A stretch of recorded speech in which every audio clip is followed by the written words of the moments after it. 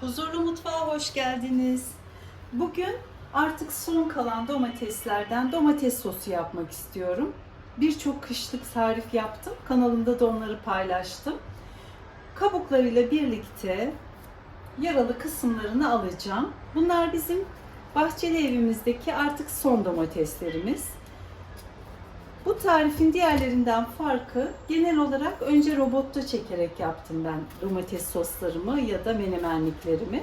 Ama herkesin robotu olmayabiliyor. Bugün de istedim ki robot olmadan nasıl yapabiliriz size onu bir göstereyim.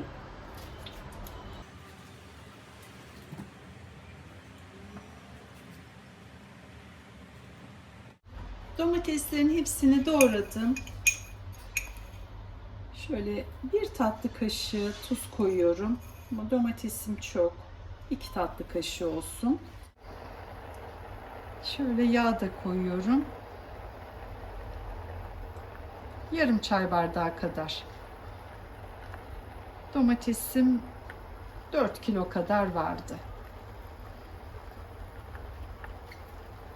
Şimdi karıştıracağım.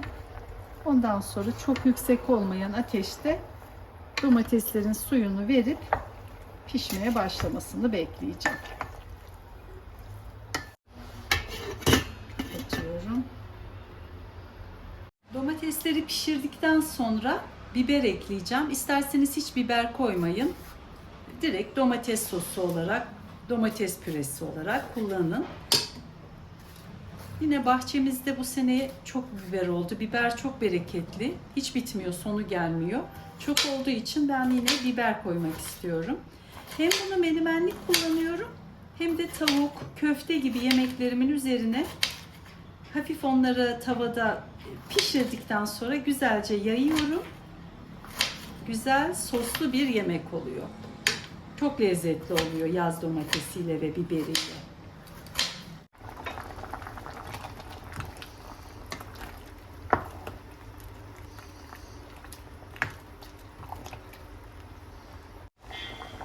Bakın güzelce kaynıyor. Artık kabukları da yumuşadı. Suyunu saldı.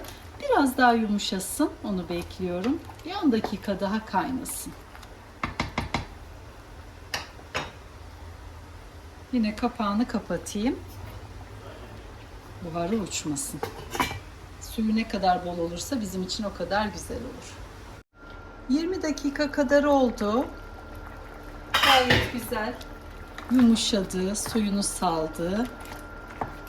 Şimdi bunu el blenderından geçireceğim. Eğer el blenderınızda yoksa süzgeçten geçirebilirsiniz ya da biraz daha pişirip taneli olarak da bırakabilirsiniz. Her çeşit kullanılır. Sonuçta konserve yapacağız. 1 sene, 2 sene bozulmayacak bir konserve olacak.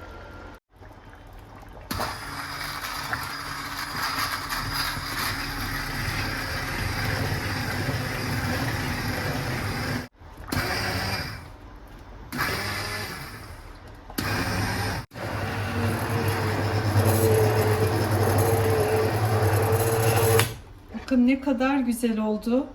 Bunu direkt böyle de kavanozlayabilirsiniz. Ya da buzdolabımda yer yok derseniz soğuttuktan sonra kilitli poşetlere koyun, buzluğa atın. Hepsi bir çözüm. Anlattığım bütün bu farklı yöntemler benim kanalımda soslar kısmında mevcut. Oradan her türlü kış hazırlık tariflerime bakabilirsiniz. Evet, bu tamam. Şimdi doğradığım biberleri ilave edeceğim.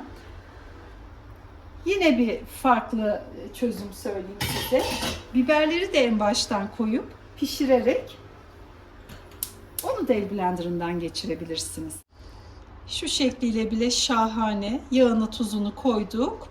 Güzelce kavanozlayıp bütün kış domates sosu olarak kullanabilirsiniz. Domates püresi daha doğrusu. Bütün yemeklerimde kullanıyorum ve çok seviyorum. Et, balık, köfte, menemen, çorba, makarna hepsinde çok güzel oluyor. Şimdi biberleri ilave edeceğim.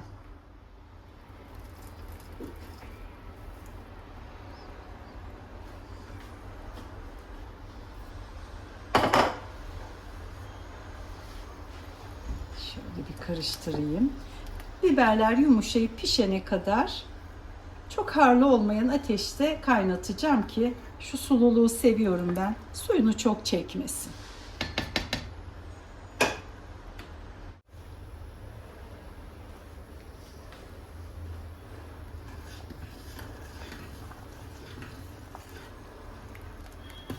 Domates püremiz oldu sayılır. Bir 10 dakika daha kaynasın. Kavanozlara koyalım.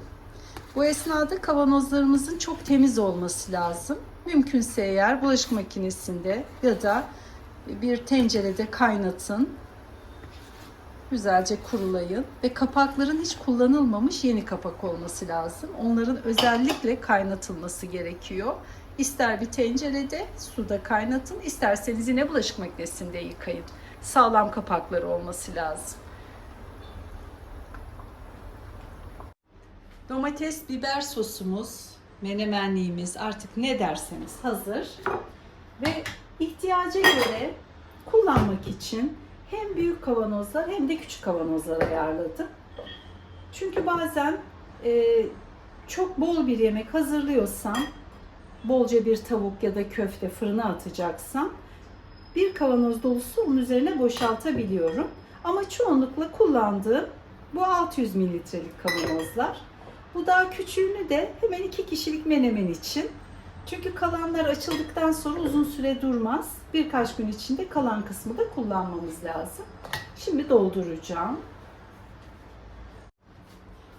Acı biberlerin hepsini koymadım ama oldukça da acı olmuş. Neyse ki bizde seviliyor, yenilir.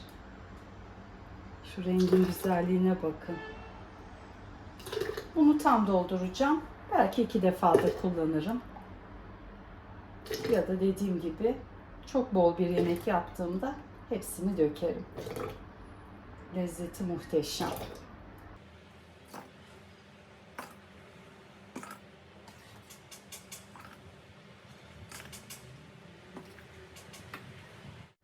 İlk yapanlar için söylüyorum. Mutlaka çok kaynarken, sıcakken dolduruyoruz kavanozlarımızı ki iyice vakumlansın.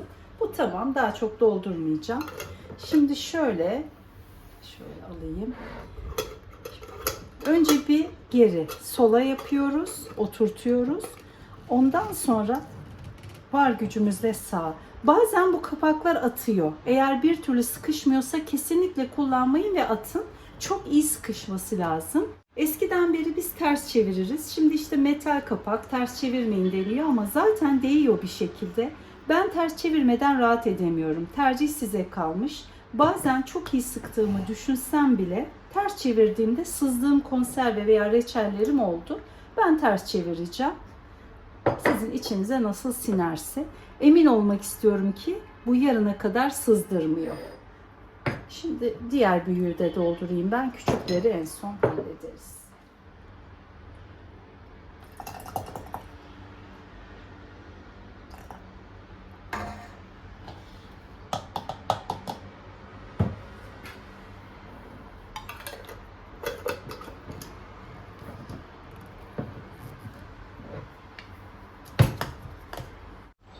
Bir püf noktası daha söyleyeyim unutmadan.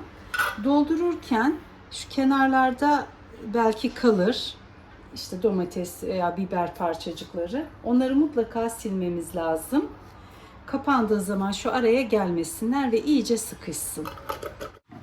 Diğer sos ve kışa hazırlık videolarımda sildiklerim de vardır. Hepsini görebilirsiniz. Çok az kaldı tencerede, az arttı. Onu bugünkü köfte yemeğimde kullanacağım. Bunu da kapatalım. Bakın etrafı tertemiz çünkü bu aparatı kullandım. İyice sıkıyorum. Ters çeviriyorum. Bunları iyice soğuyana kadar düzeltmiyorum. O zaman sızdırıp sızdırmadıklarını da anlayabiliyorum. Daha önceki videolarımdan sizlerin aklına gelen soruları da yanıtlayayım. Oda ısısında veya buzdolabında saklayabilirsiniz. İyi vakumlandıktan sonra 1 sene 2 sene artık devamını bilmiyorum. Hiçbir zaman bozulmaz. Bir de demin söylemeyi unuttum. Bu kapak dümdüz olacak. Eğer sıktığınızda hafif bombeli ise ya da şuralardan böyle havacık, kabarcık sesleri geliyorsa o iyi sıkılmamıştır o konserve. Mutlaka burası dümdüz olacak ve hiçbir ses gelmeyecek. Videoyu çekerken size veda etmeyi unutmuşum. İzlediğiniz için çok teşekkür ederim. Beğeni ve yorumlarınızı lütfen esirgemeyin. Kanalıma da abone olursanız, yanında çıkan bildirim zili işaretini tümü diye tıklarsanız eğer tüm tariflerimden hemen haberdar olabilirsiniz. Abone olmak kesinlikle ücretsiz. Hepinizi bekliyorum kanalıma. Beni Instagram'da da Huzurlu Mutfak olarak takip edebilirsiniz. Tekrar görüşmek üzere. Şimdilik hoşça kalın.